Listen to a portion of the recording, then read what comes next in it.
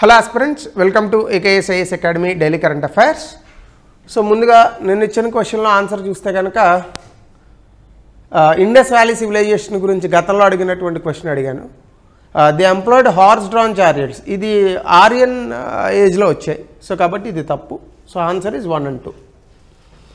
ఇంకా ఈరోజు టాపిక్ నిన్న న్యూస్ పేపర్లో వచ్చింది. UN summit for the future, భవిష్యత్తు కోసం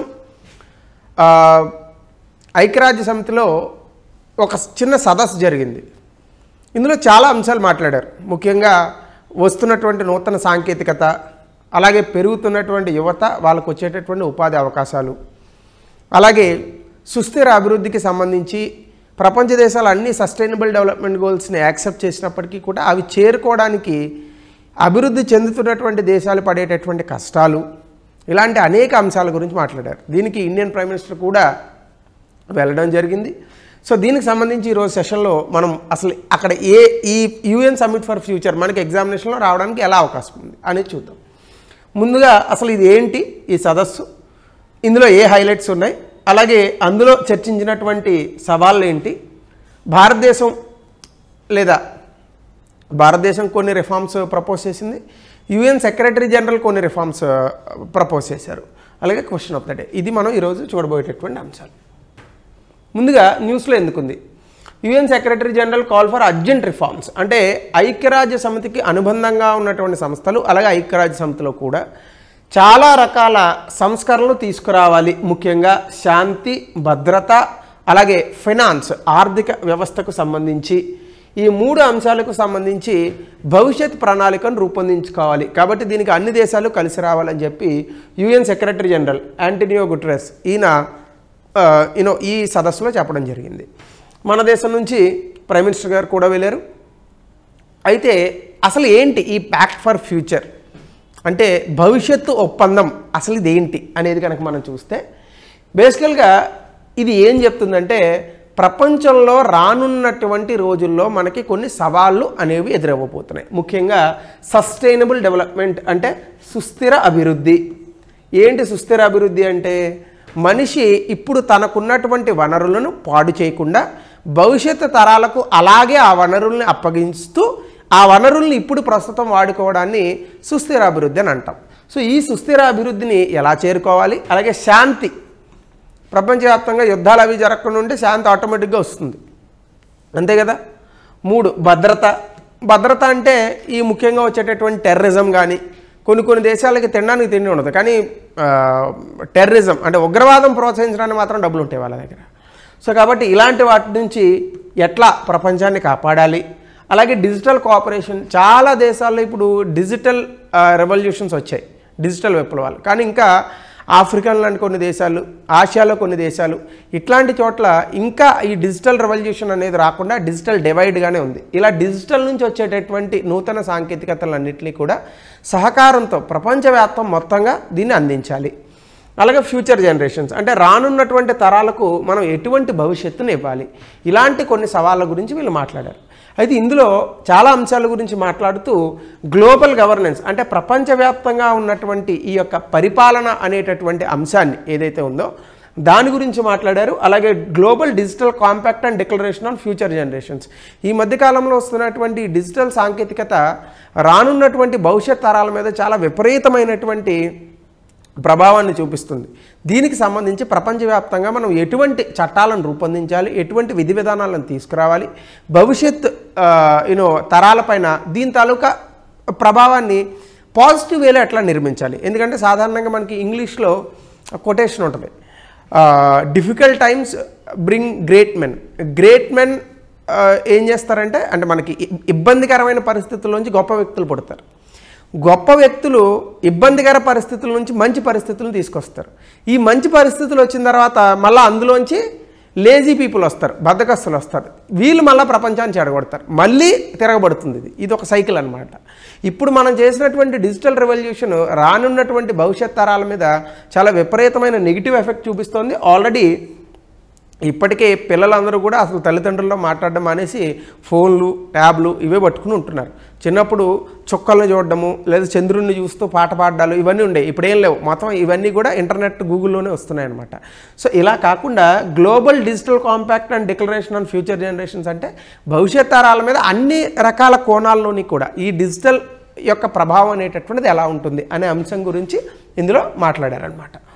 అలాగే దీనికి సంబంధించి ఇంకా మనం చూస్తే ఇంటర్నేషనల్ గవర్నెన్స్ అంటే ప్రస్తుతం మనకి ప్రపంచంలో చాలా సవాళ్ళు ఉన్నాయి. వీటికి సంబంధించి అంతర్జాతీయంగా పరిపాలనా వ్యవస్థను ఏ రకంగా మనము ఈ యొక్క రిఫార్మ్స్ తీసుకురావాలి, అందులో సంస్కరణలు తీసుకురావాలి. అలాగే ఇందాక చెప్పినట్టుగా ఒక 5 అంశాల గురించి సుస్థిర అభివృద్ధి, శాంతి, భద్రత, అలాగే సాంకేతికత, దాంతోపాటుగా ఈ ప్యాక్ట్ ఫర్ ద ఫ్యూచర్, ఇంకా దీని తాలూకా డీటెయిల్స్ బయటికి రాలేదు. ఈ ప్యాక్ట్ ఫర్ ద ఫ్యూచర్ని మనం ఎలా అడాప్ట్ చేసుకోవాలి, దాంతోపాటుగా ప్రపంచవ్యాప్తంగా మనము 2015 నుంచి 2030 లోపు సుస్థిర అభివృద్ధి లక్ష్యాలు 17 లక్ష్యాలను చేరుకోవాలని టార్గెట్గా పెట్టుకున్నాం. చాలా దేశాలు వీటి కోసం ప్రయత్నిస్తున్నాయి. కానీ అభివృద్ధి చెందుతున్న దేశాలు, బాగా వెనకబడినటువంటి ఆర్థికంగా వెనకబడినటువంటి దేశాలు వీటిని అందుకునేందుకు అంతగా లేవు. సో కాబట్టి వీటిని ఎట్లా మనము ఆ దేశాలు అందుకునేలాగా వాళ్ళకి డబ్బులు కానీ లేదంటే ఇంకా ఇతర సాంకేతికతలు కానీ అందించి ఆ అభివృద్ధి చెందుతున్నటువంటి దేశాలతో కూడా ఈ యొక్క సుస్థిర అభివృద్ధి లక్ష్యాలను ఎలా చేరుకోవాలి, దాంతోపాటుగా డిజిటల్ యాక్సెస్ అందరికీ సమానంగా ఈ యొక్క డిజిటల్ యాక్సెస్ అనేటటువంటిది ఉండాలి. ఇంటర్నెట్ అనేది అందరికీ ఒక బేసిక్ నీడ్ లాగా అందాలి. దీనివల్ల చాలా విజ్ఞానం కూడా నేర్చుకుంటారు ఆబ్వియస్గా. దీంతోపాటుగా ఇవన్నీ చేస్తూనే భవిష్యత్ తరాల యొక్క అవసరాలకు ఇబ్బంది కలగకుండా మనం ఇప్పుడున్నటువంటి మన వనరుల్ని, ఈ భూమిపైన ఉన్నటువంటి వనరుల్ని వాడుకోవాలి. సో ఈ రకంగా ఈ సెషన్లో చెప్పడం జరిగింది. అయితే ఇందులో మనం హైలైట్స్ చూస్తే అసలు ఇది ఎందుకు తీసుకొచ్చారు, దీని యొక్క ముఖ్య ఉద్దేశం ఏంటంటే ఇందాక చెప్పాను కదా ఆల్రెడీ, అంతర్జాతీయంగా పరిపాలన అనేటటువంటి తీసుకొచ్చి భవిష్యత్తుని ప్రశ్నార్థకం చేయకుండా భవిష్యత్తుని సుస్థిరంగా చేయాలి. సుస్థిరంగా చేస్తూ ప్రస్తుతం ఉన్నటువంటి సవాళ్ళను ఎదుర్కోవాలి. దీనికి ఒక థీమ్ పెట్టారు. ప్రతిదానికి ఒక థీమ్ పెట్టుకుంటారు అనమాట. చూడండి, సినిమా కింద ట్యాగ్ లైన్ వస్తుంది కదా, అట్లా multilateral solutions for a better tomorrow అంటే మంచి భవిష్యత్తు, రేపటి మంచి భవిష్యత్తు కోసం ఇప్పుడు అనేక బహుళ కోణాల్లో పరిష్కార మార్గాలను వెతకడం.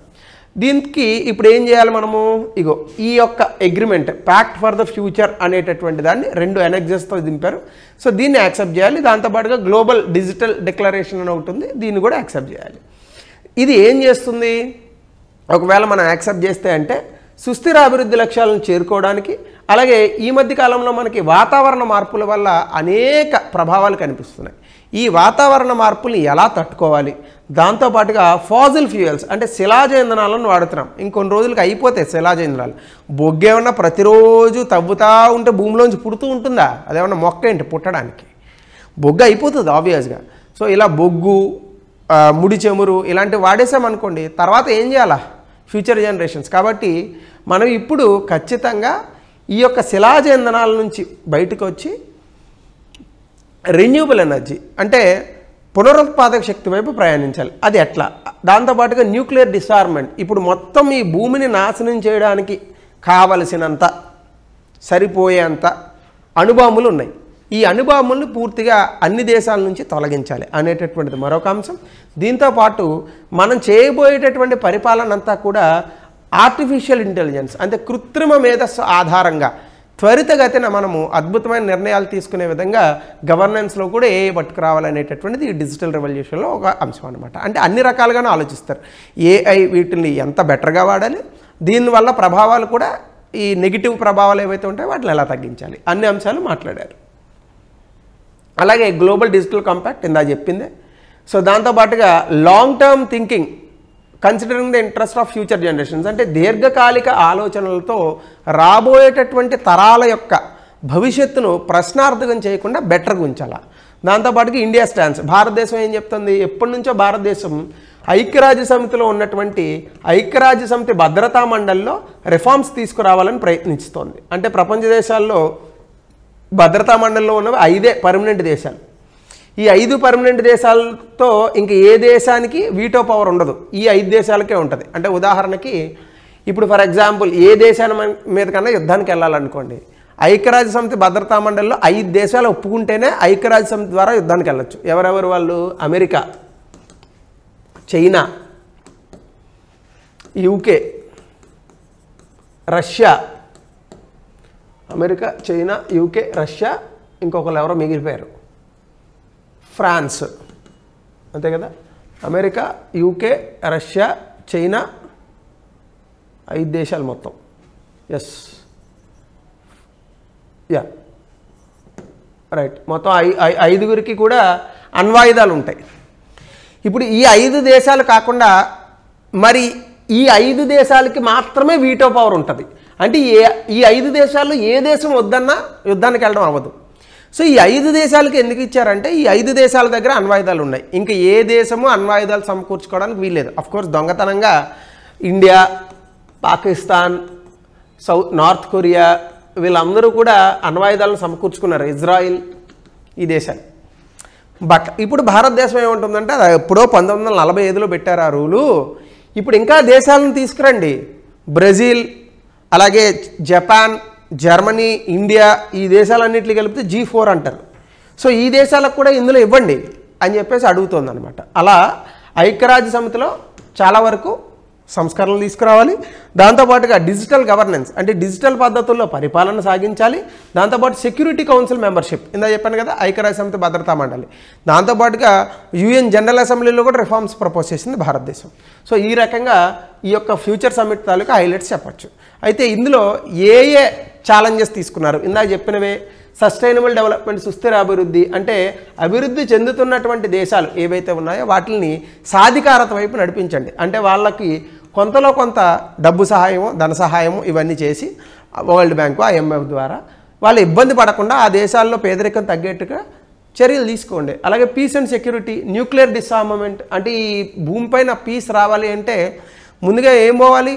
ముందు భయం పోవాలి. భయం పోవాలంటే అణ్వాయుధాలు అన్నీ కూడా క్యాన్సిల్ అవ్వాలి. సో ఈ అణ్వాయుధాలను తీసేసి అలాగే కొత్త టెక్నాలజీస్, నూతన సాంకేతికతలు ఏవైతే ఉన్నాయో వాటిని తప్పుడు మార్గాలకు వాడకుండా బెటర్ థింగ్స్ కోసం వాడండి. అలాగే శాస్త్ర సాంకేతికత, ఇందులో అద్భుతమైనటువంటి ఎథికల్ రీసెర్చ్ అనేటటువంటి దాన్ని ప్రవేశపెట్టాలి.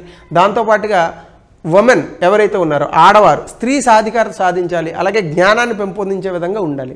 యూత్ అండ్ ఫ్యూచర్ జనరేషన్స్, యూత్కి జాబ్ లేకపోతే ఊతే, అంతే కదా. సో ఇది UN కూడా చెప్తోంది. కాబట్టి యువతను ఖాళీగా ఉంచకూడదు.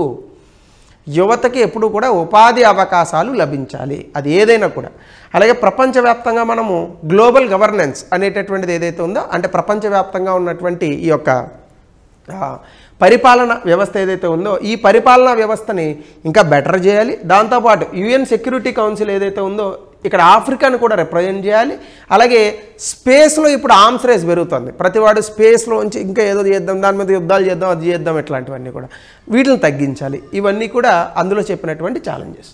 అయితే ఇందులో సెక్యూరిటీ కౌన్సిల్ రిఫార్మ్ చేయాలని చెప్పి UN సెక్రటరీ జనరలే చెప్పాడు. అలాగే గ్లోబల్ ఫినాన్స్ ఆర్కిటెక్చర్, అంటే ఈ యొక్క వరల్డ్ బ్యాంక్ నుంచి, IMF నుంచి వెళ్ళేటటువంటి రుణాలు ముఖ్యంగా అభివృద్ధి చెందుతున్నటువంటి దేశాలకు వెళ్ళాలని చెప్పి రిఫార్మ్స్ ప్రపోజ్ చేశారు. భారతదేశం ఏం చెప్పిందంటే G4 నేషన్ రిప్రజెంట్ చేసింది. ముఖ్యంగా ఇందాక చెప్పినట్టుగా ఐక్యరాజ్య సమితి భద్రతా మండలిని రిఫార్మ్ చేయమన్నారు. అందులో కొత్తగా పర్మనెంట్ మెంబర్స్ని యాడ్ చేయమన్నారు. అంటే కనీసం 6 పర్మనెంట్ మెంబర్స్ని యాడ్ చేయమన్నారు. 2 ఆఫ్రికా నుంచి, 2 ఏషియా నుంచి, 2 లాటిన్ అమెరికా నుంచి, అలాగే ఒకళ్ళేమో యూరోప్ నుంచి. ఇందులో 7 ఇచ్చారు. అట్లీస్ట్ ఇందులో 6 జాయిన్ చేయండి. ఈ G4 నేషన్స్ ఎవరంటే బ్రెజిల్, జపాను, జర్మనీ, ఇండియా, ఈ 4 దేశాలు. సో ఈ 4 కూడా ఐక్యరాజ్య సమితి భద్రతా మండలిలో భాగస్వాములు అవ్వాలని చూస్తున్నారు. దాంతోపాటుగా ఎన్లార్జ్డ్ మెంబర్షిప్, 11 మంది మొత్తంగా ఐక్యరాజ్య సమితి భద్రతా మండలిలో పర్మనెంట్ మెంబర్స్ ఉండేలాగా, 14-15 నాన్ పర్మనెంట్ మెంబర్స్ ఉండేలాగా, వాళ్ళని మళ్ళీ ఎన్నుకునేలాగా ఇలాంటి కొన్ని రిఫార్మ్స్ని భారతదేశం ప్రపోజ్ చేసింది. అయితే ఈ రిఫార్మ్స్ని వెంటనే ఏమీ అమలు చేయరు. ఇది ఎప్పటి నుంచో అడుగుతున్నారు, 10-15 సంవత్సరాల నుంచి. ఇంకా అది నాంతూనే ఉంది. సో కాబట్టి ఆ రకంగా మనం చూడొచ్చు. సో 2022లో దీనికి సంబంధించి ఒక క్వశ్చన్ ఇచ్చాడు. ఆన్సర్ ఏంటో దయచేసి కమెంట్ సెక్షన్లో తెలపండి. అలాగే ఐక్యరాజ్య సమితి ఆర్థిక సామాజిక మండలి ప్రధాన విధులు, దానికి జోడించినటువంటి ఫంక్షనల్ కమిషన్స్ ఏవైతే ఉన్నాయో వీటిని వివరించండి 200 పదాల్లో. సో ఇది UN ఫ్యూచర్ సమ్మిట్ గురించి, ఎస్పెషల్లీ ఇంటర్నేషనల్ రిలేషన్స్లో UN భారత్కి సంబంధించి ఈ ప్రశ్నలు వచ్చేటటువంటి అవకాశం ఉంటుంది. So better than not light, ఇవన్నీ కూడా మీరు రాసుకునేటటువంటి ప్రయత్నం చేయండి. Thank you, have a nice day.